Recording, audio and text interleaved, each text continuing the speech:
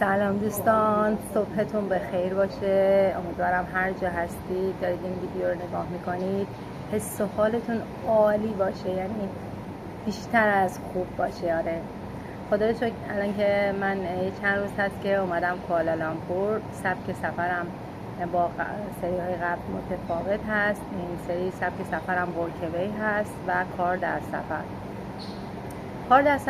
خب اولش یکم سخته، واقعیت بگم.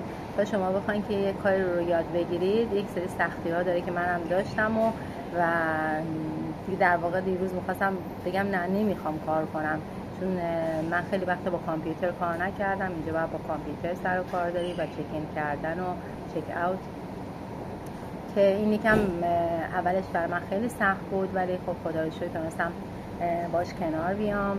گفتم این چیزایی که برام پیش میاد با شما شیر کنم که شما هم اگه در راه من پا گذاشتید بدونید که اولش شاید سخت باشه، ولی یادگیری یه مهارت به نظر من از شما یه انسان جدیدی میسازه. یعنی خودتون رو در موقعیت‌های دیگه زندگی میبینید.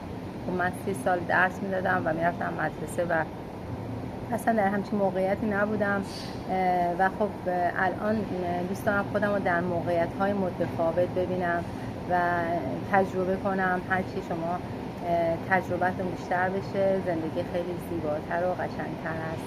گفتم امروز بیام با شما این احساسم رو در میان بذارم و در کنار هم به سفرم ادامه بدم.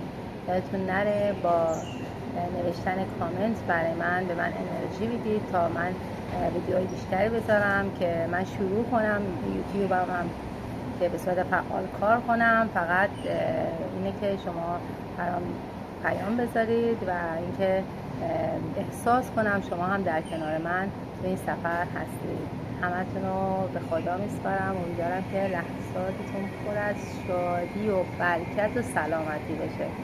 همتون رو دوست دارم. روز خوبی داشته باشید.